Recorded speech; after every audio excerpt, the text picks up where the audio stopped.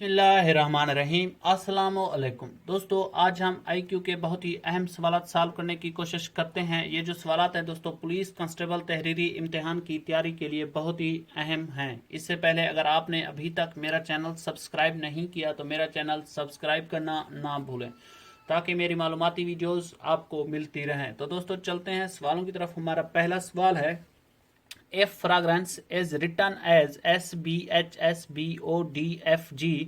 how well imposing written। अब वो कहता है कि अगर हम फ्राग्रेंस को इस तरह लिख सकते हैं तो हम imposing को किस तरह लिखेंगे। ऐसे सवालों के लिए दोस्तों आपने English letters A to Z लिख लेने हैं। ये यहाँ देखें, मैंने यहाँ पे लिख दिए हैं। अब देखें हम इसको सॉल्व करते हैं। एफ के आगे कौन सा लेटर आता है। आप देखें एफ के आगे आता है जी। जी को उसने यहाँ पे लिखा है आखिर में, देखें जी। और आर के बाद कौन सा लेटर आता है। आर के बाद आता है, देखें यहाँ एस आता है। एस को उसने स्टार्ट में लिखा है।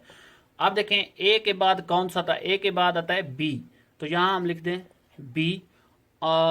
जी के बाद कौन सा लेटर आता है। देखें जी के आगे आया है एच। इसी तरह देखें आर के आगे कौन सा लेटर है। आर के आगे है एस। इसी तरह ए के आगे है बी। एन के आगे क्या है, देखें एन के आगे है ओ। सी के आगे है डी और ई के बाद है एफ।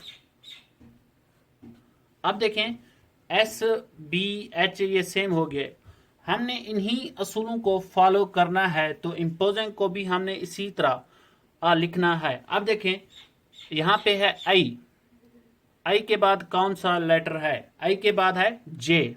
जे को हम लिखेंगे आखिर में। और फिर एम है।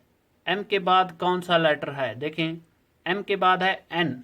एन को यहाँ स्टार्ट में लिख देंगे। अब देखें पी के बाद क्या है। पी के बाद है क्यू। क्यू को हम यहां लगाएंगे।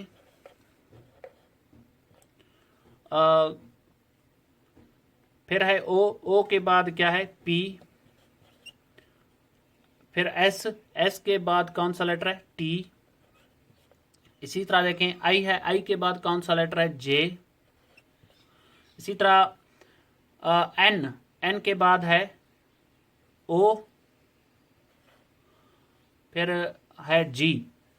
जी के आगे कौन सा लेटर है। जी के आगे है H.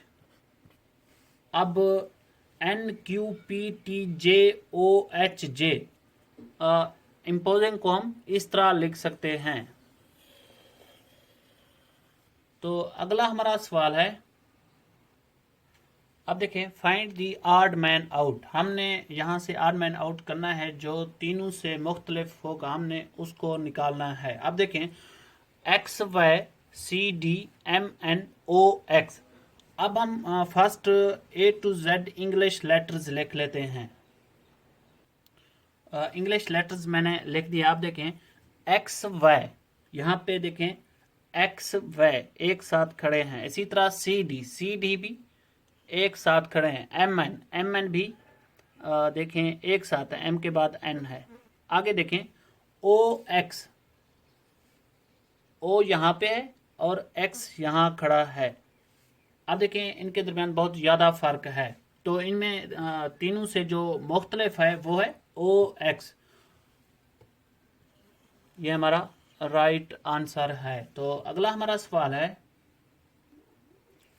if cow is written as AMU then get is written as। अब वो कहता है अगर काऊ को हम AMU लिख सकते हैं तो गेट को हम किस तरह लिखेंगे। अब देखें हम इसको फर्स्ट काऊ इसको सॉल्व करते देखें। अब देखें सी यहाँ पे खड़ा है, उसने सी की जगह पे लगाया ए को। इसी तरह देखें फिर ओ यहाँ पे उसने एक ओ की जगह लगाया एम। और देखें डब्ल्यू की जगह उसने यू लगाया है, यू यहाँ पे है।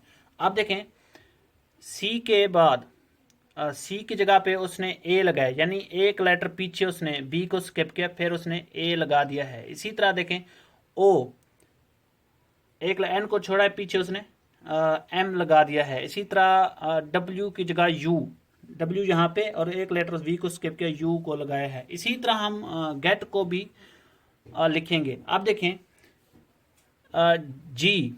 जी की जगह हम क्या लगाएंगे, E, एक लेटर स्किप करेंगे, F को स्किप करेंगे, E लगाएंगे, यहाँ हम लिख लेते हैं E। इसी तरह E के बाद D को स्किप करेंगे और C को लिखेंगे, तो C यहाँ आएगा। उसके बाद हम T देखते हैं, T S को स्किप करेंगे, यहाँ पे लगाएंगे R, ECR इसका राइट आंसर है। तो अगला हमारा सवाल है, देखें, holy is to slope as low is to. अब वो कहता है अगर हम होली को स्लोप लिख सकते हैं तो लो को क्या लिखेंगे। अब जो सवालात हमने पीछे किए हैं उन सब से ये मुख्तलिफ है। अब देखें हम इनके पेयर्स बनाएंगे, A to Z आपने इंग्लिश लेटर्स लिख लेने। अब देखें यहाँ से लेके हम फर्स्ट, यहाँ से आखिरी पेयर्स बनाएंगे। अब देखें ए के साथ आएगा Z, इसका हम पेयर बना देते हैं। इसी तरह बी के साथ आएगा Y, ये भी हम पेयर बना देते हैं। इसी तरह देखिए सी के साथ आएगा X, ये भी हम पेयर बना देते हैं। अब 13 पेयर हमने बनाने हैं। अब इस तरह अगर आपको मुश्किल हो रही है तो आपने इनको नंबर्स दे देने, 1 2 3 4 5 6 7 8 9 10 11 12 13, इनको भी यहाँ से देने, 1 2 3 4 5 6 7 8 9 10 11 12 13।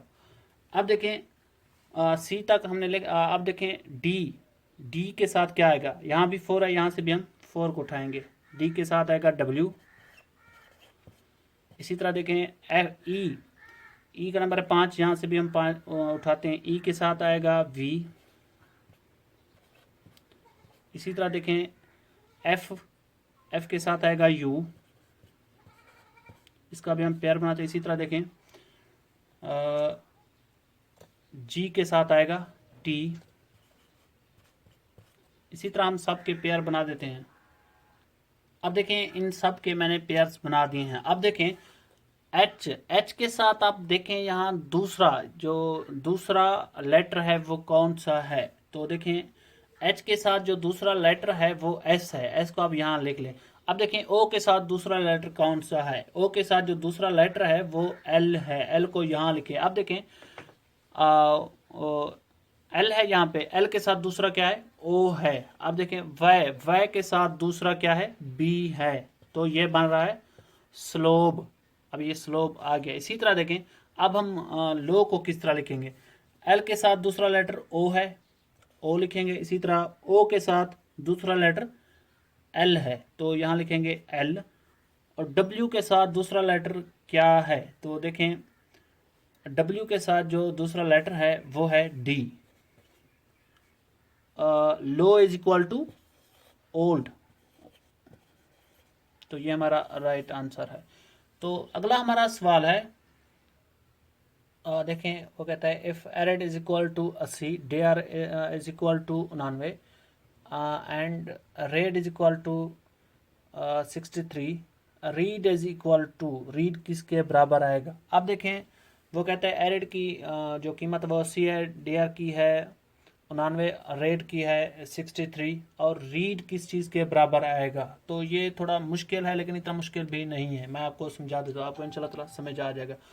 अब देखें हम इनको ए फर्स्ट नंबर पे, बी दूसरे पे, सी तीसरे पे, चौथा, पाँचवा, इसी तरह आप इनको नंबर दे दें 6 7 8 9 10 11 12 और 13, 14 15 16 17 18 19 20 21 22 23 24 25 और 26। अब इसको करते हैं एरेड इज इक्वल टू 80, कि ये किस तरह 80 के बराबर है। अब देखें ए की जो कीमत है वो है ए, और ये पहले नंबर पे खड़ा है, तो इसको इस तरह करेंगे। अब पहले नंबर पे 1 ज़रब 1 इज इक्वल टू 1, और देखें आर कौन से नंबर पे खड़ा है, आर खड़ा है 18 नंबर पे। अब यहाँ पे इसका नंबर है 2, तो इसको 2 से ज़रब देंगे, 18 ज़रब 2 इज इक्वल टू 36। अब देखें आई कौन से नंबर पे, आई है 9वें नंबर पे, तो आई को 3 से ज़रब देंगे, 9 ज़रब 3 इज इक्वल टू 27।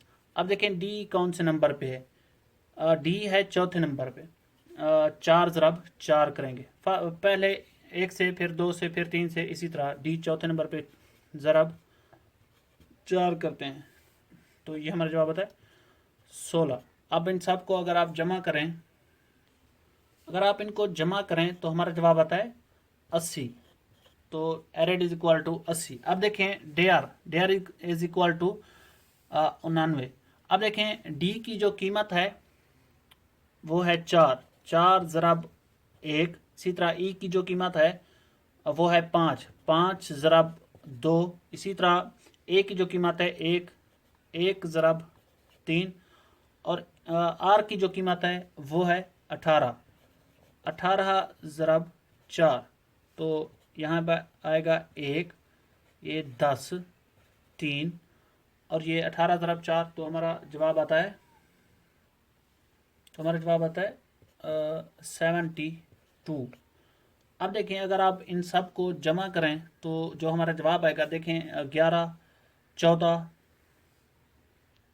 अब देखें यहाँ हम भूल गए हैं 4 ज़रब 1, तो ये आएगा 4। अब अगर इन सब को आप जमा करें तो हमारा जवाब आएगा, अब देखें 4 और 10 की ये होता है 14, 17, 17 और 72, ये हमारा जवाब आता है 99। अब देखें डेयर इज इक्वल टू 99। अब हम इसी तरह अगर आप रेट को इसी तरह करेंगे तो इसका जवाब आएगा 63। अब हम करते हैं रीड। अब देखें आर की कीमत क्या है, 18 है, 18 ज़रब 1। इसी तरह ई की कीमत क्या है, 5 है, 5 ज़रब 2। इसी तरह ए की कीमत है 1, 1 ज़रब 3। और डी की जो कीमत है वो है 4, 4 ज़रब 4। अब देखें 18 ज़रब 1 18। इसी तरह 5 ज़रब 2 ये होते हैं 10। इसी तरह देखें ये आ जाएंगे 3 और ये आएंगे 16। अब अगर आप इनको जमा करें तो हमारा जवाब आएगा, तो ये हमारा जवाब आता है 47। जो रीड है वो 47 के बराबर है। दोस्तों अगर मेरी वीडियो आपको पसंद आई है तो लाइक कर दें, मेरा चैनल सब्सक्राइब करना ना भूलें। अगर आप कोई IQ सॉल्व कराना चाहते हैं तो आप वो कमेंट्स बॉक्स में लिख दें, मैं इंशाल्लाह आपको सॉल्व करके दूंगा। Thank you.